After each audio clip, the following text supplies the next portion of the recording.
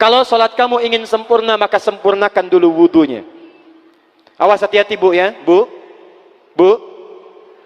Lihat baik-baik. Kata para ahli hadis, kenapa Nabi mengajarkan wudu dulu? Padahal orang ini yang salahnya sholatnya. Kenapa wudunya yang diajarkan? Kata para ahli hadis, ini menunjukkan ada kaitan antara wudu dengan sholat. Kalau orang benar wudunya, pasti benar sholatnya. Kalau orang wudunya salah, akan berdampak pada tidak sempurna sholatnya. Silahkan ibu cek, anak ibu wudunya seperti flash, cepat, kilat. Secepat kilat, itu pasti menunjukkan sholatnya bermasalah. Nah sekarang bagaimana Nabi menunjukkan wudu yang benar? Yuk kita lihat pelan-pelan.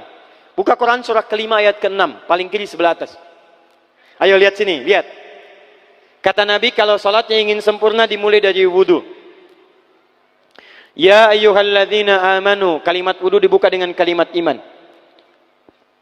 Idza qumtum ila shalah, kalau kamu ingin sempurna dalam menunaikan salat, faghsilu wujuhakum, maka mulai dengan menyempurnakan wudu. Lihat baik-baik, saya tidak bermaksud mengajarkan, hanya mengulang kembali apa yang kita pelajari. Yang pokok dalam wudu itu ada 4.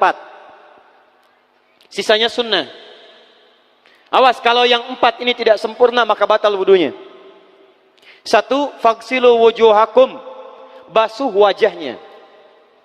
Kalau disebutkan wajah dalam bab wudu, itu tidak ada yang lain kecuali bagian tampak muka. Gitu ya. Kalau yang punya jenggot, itu termasuk janggutnya di selai-selai. Kalau bapak kalau tidak punya jenggot atau belum punya jenggot, tidak usah maksa. Karena sunnah dalam hadis jenggot itu sunnah merawat, bukan menumbuhkan. Silakan buka tentang babul liha, bab jenggot. Itu hadis-hadis tentang sunnah jenggot, sunnah merawat bagi yang punya jenggot. Tapi yang tidak punya jenggot jangan dipaksakan. Beli arang, sok. Beli timun, tidak usah. Ya, tapi kalau ada jenggot ya silakan rawat dengan baik supaya menampakkan nilai-nilai kemuliaan. Tahan. Sekarang kita mulai. Bagaimana cara berwudu yang baik? Perhatikan baik-baik. Kata Quran faghsilu, membasuh wajah, kalimat Qurannya menggunakan kata ghasala. Ghasala itu ambil airnya, tumpahkan di tempat yang dibasuh. Ambil airnya, tumpahkan di tempat yang dibasuh. Mohon izin, tahan sebentar. Mas, sini mas. Punten ya, yang kan bantosan, kadia sekedap. Sifat wudu cuma ada 3. 1, pakai keran. 2, pakai gayung. 3, air yang mengalir. Ya, seperti di sungai ada air mengalir itu nggak ada masalah. Tapi kalau menggunakan gayung atau semisalnya, Nabi itu diriwayatkan dalam hadis itu sangat menghemat air. Bahkan pernah beliau kemudian berwudu, kalau kita kemudian hitung itu hanya sejumlah pak, seaqua gelas pak, cukup. Atau yang kedua menggunakan keran ya. Kalau sekarang kita ada keran, contoh ini kerannya. Ya. Kerannya agak tinggi sedikit. Nah. Dan kita sesuaikan. Ambil airnya. Misal contoh, ghasala. Ghasala itu bukan ditumpahkan, ambil air, tumpahkan di tempat yang akan dibasuh begini. Yang telunjuk itu kemudian menghapus atau menghilangkan kotoran di sela-sela mata, contoh. Yang jempol menghilangkan kotoran di sela-sela telinga bagian belakang di sini. Ya. Jadi kalau misalnya saya mulai ambil airnya, kemudian saya tumpahkan di sini, yang telunjuk membersihkan di jari-jari di sini, di sela-sela mata.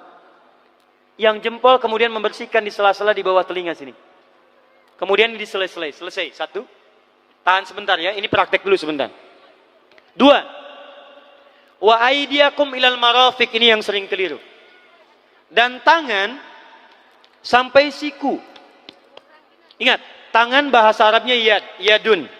Tapi dalam ibadah itu selalu diberikan batas. Misal, ini kafun. Ini asabi'. Ini sampai sini rusghun. Sampai sini, Bapak Ibu sekalian, ini namanya mirfaq, jamannya marafiq. Sampai sini katif. Dari sini ke sini itu yad, tangan. Dalam bab salat, bab wudu, bab ibadah, tidak pernah Al-Quran dan hadis menyebutkan tangan kecuali diberikan batasnya. Contoh, kita saat akan takbir, Allahu Akbar. Lihat An-Nasai nomor hadis 886. Kata Nabi, fawadha'a kaffahul yumna. Maka orang salat itu meletakkan telapak tangan yang kanannya alal yusra, di punggung yang kirinya. Jadi begitu takbir Allahu Akbar, yang kanan meletakkan di punggung kiri. Apa batas meletakkannya? Cuman sampai 3. 1, yang telapak ke punggung begini, jadi boleh begini. Yang kedua, pergelangan ketemu pergelangan begini. Rusgun ala rusgin. Jadi begitu takbir Allahu Akbar, ini boleh. Tapi nggak usah diukur Pak ya, jangan telat. Allah, pas, cepat. Boleh nanti lebih sedikit ke sini.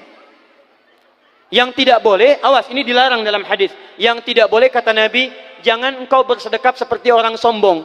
Kata para ulama bagaimana? Ketika tangannya bertemu dengan mirfaknya begini. Ah, ini awas, sedekap yang dilarang, hati-hati. Kadang-kadang ada orang menes ke puncak subuh-subuh sholatnya begini. Ya, awas nih. Cuman 3 kalau tidak begini, begini atau begini. Dan saat mengangkat itu cepat Pak. Hadisnya cepat. Fawadha'a.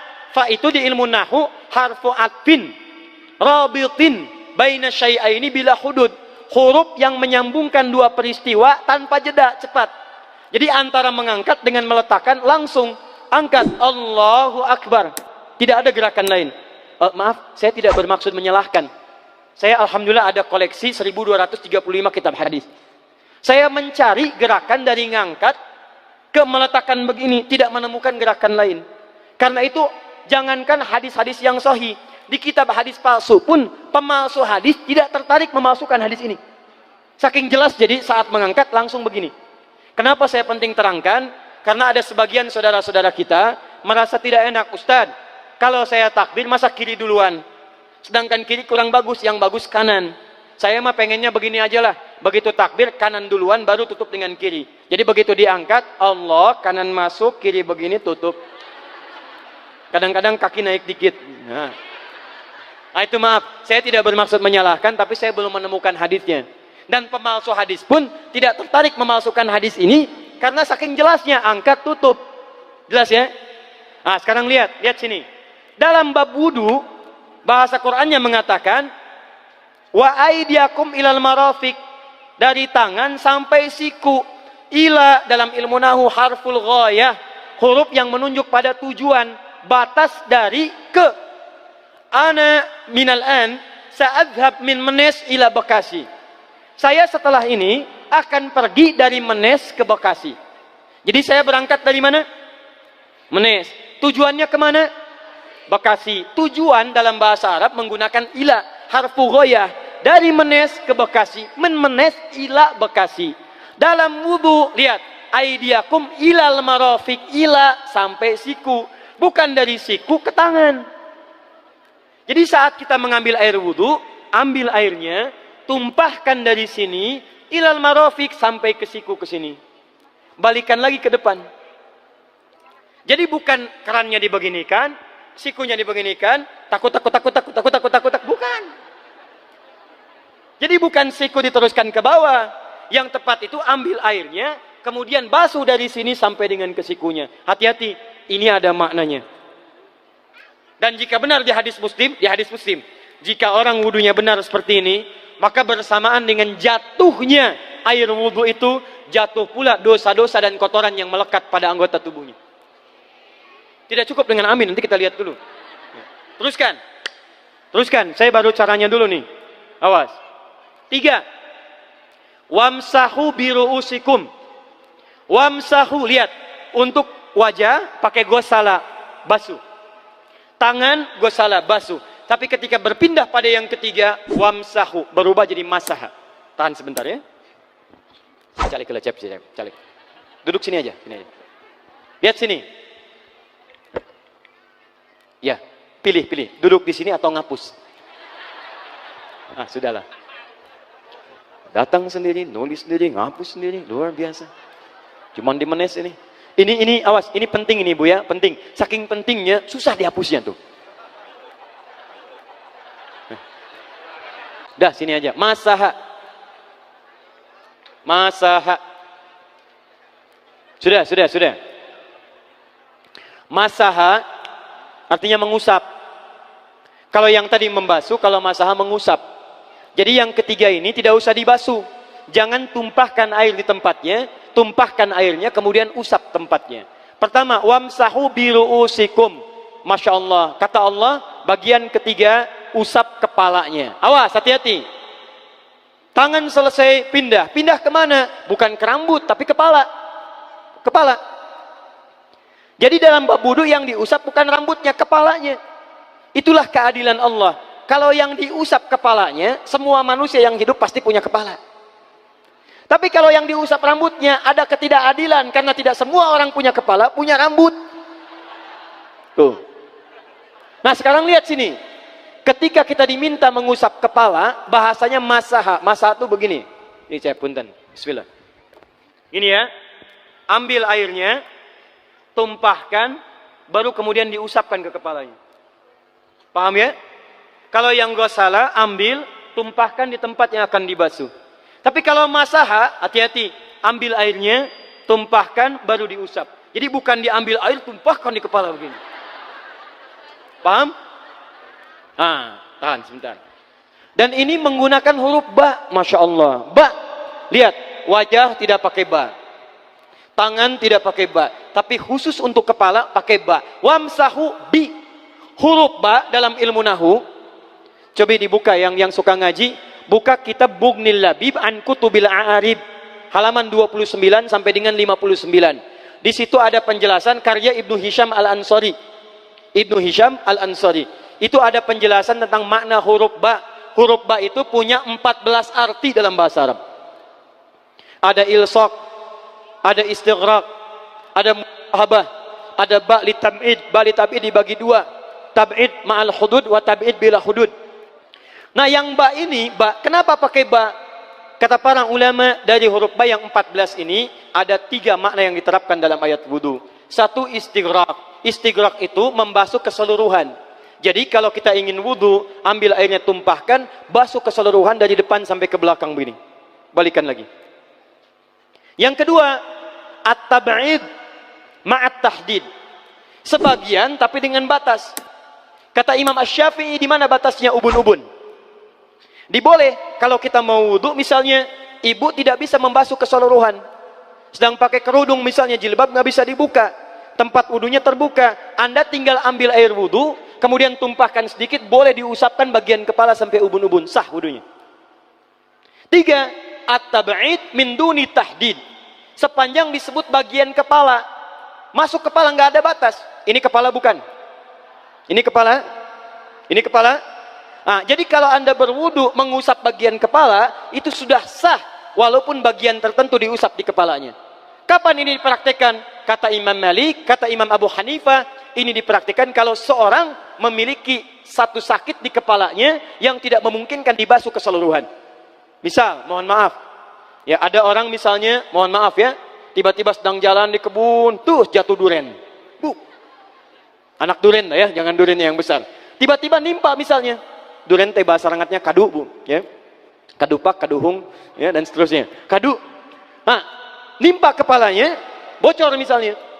Kemudian dalam bocor itu diperban, kata dokter tidak boleh kena air. Saat bagian kepala yang tidak boleh kena air itu, bukan berarti wudunya kemudian bisa batal atau boleh tayamum karena tidak bisa mengusap kepala. Kata para ulama, boleh dia mengusap bagian kepala yang lain yang tidak terluka.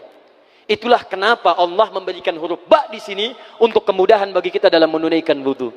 Tapi pastinya yang dibasuh kepalanya bukan rambutnya.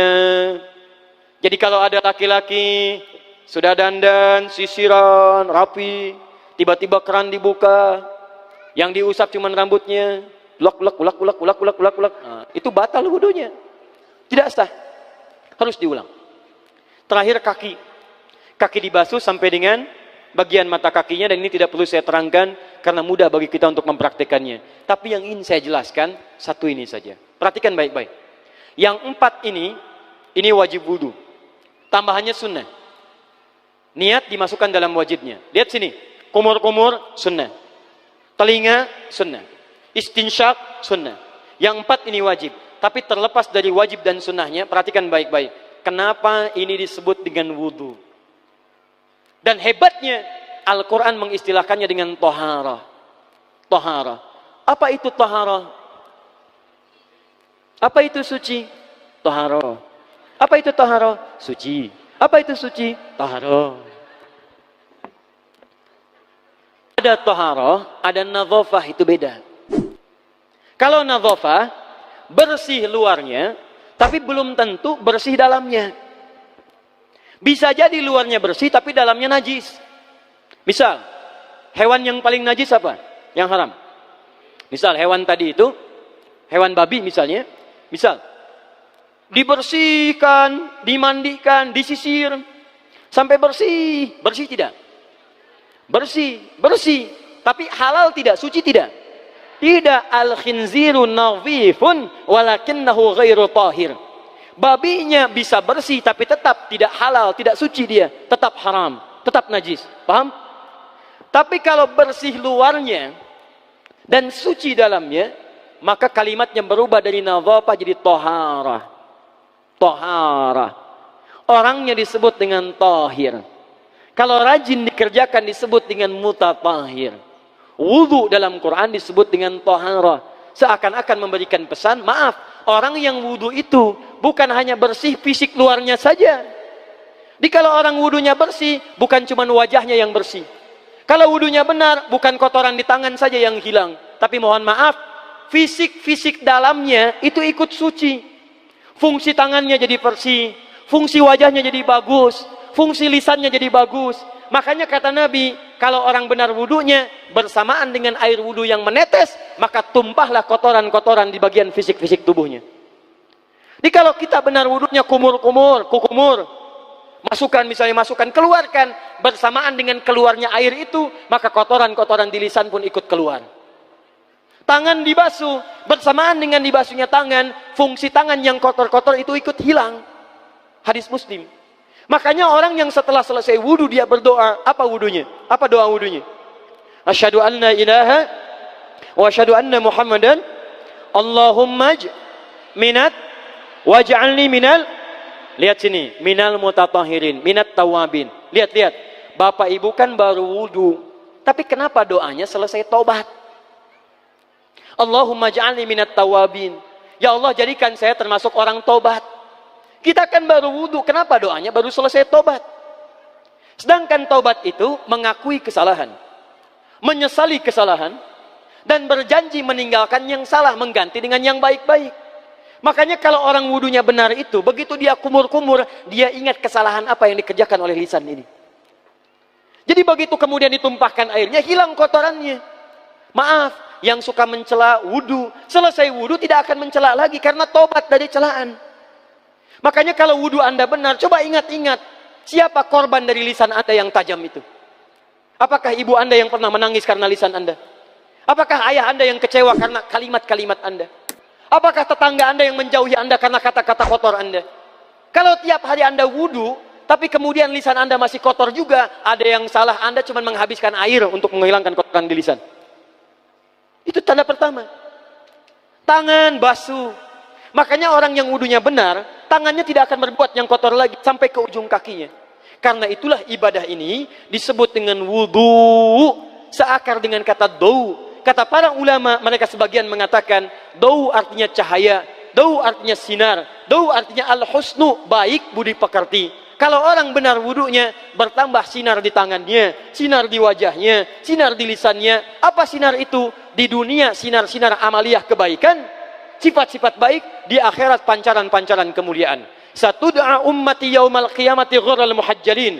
Akan dipanggil umatku di hari kiamat dengan banyak cahaya melekat di tubuhnya. Tangannya ada cahaya, matanya ada cahaya, wajahnya bercahaya, kakinya bercahaya. Cahaya apa itu? Kata Nabi, min atharil wudu, dari bekas wudunya. Jadi kalau kita benar wudunya, itu kita jadi orang baik. Ada cahaya kebaikan dalam diri kita. Itu yang disebut dengan tawabin. Makanya kalau bapak ibu tiap hari wudu, Allahumma ja'alni minat tawabin, tapi mulut tidak tobat, tangan tidak tobat, kaki tidak tobat, ada yang salah dengan wudunya. Waj'alni minal mutatahhirin, jadikan saya orang bersih dan suci. Jadi kalau selesai wudu, pakaian bersih, wajah bersih, tangan bersih. Ini pakaian bersih, pakai jas, pakai dasi, tapi tangan tidak bersih, korupsi juga, mencuri juga, menipu juga, ada yang salah dalam wudunya. Kalau kita bisa mengerjakan wudu ini dengan baik, maka naik status kita. Disebut sebagai, langsung oleh Al-Quran, disebut hamba yang dicintai oleh Allah subhanahu wa ta'ala. Di Quran surah kedua Al-Baqarah ayat 222. Saya tutup. Lihat ayatnya. Di ujung ayatnya. Innallaha yuhibbut tawwabina wa yuhibbul mutatahhirin. Sungguh Allah akan sangat mencintai orang-orang yang tobat dan orang-orang yang terbiasa untuk bersuci. Kita selesai wudu mengatakan, Allahumma ja'alni minat tawabin waj'alni minal mutatahhirin. Dijawab oleh Allah, innallaha yuhibbut tawabin wa yuhibbul mutatahhirin. Karena itulah orang yang rajin wudu adalah orang-orang yang dicintai oleh Allah subhanahu wa ta'ala. Jadi kalau bapak ibu, maaf ya, sekarang cek. Kalau batal wudu, pengen wudu lagi. Tidak hanya saat sholat. Sekarang batal wudu, ingin wudu. Batal wudu, ingin wudu. Itu tandanya bapak ibu sedang mendapatkan cinta dari Allah subhanahu wa ta'ala. Tapi hakikat cintanya bukan pada wudunya, tapi berubahlah orang itu menjadi baik dan dekat dengan Allah subhanahu wa ta'ala.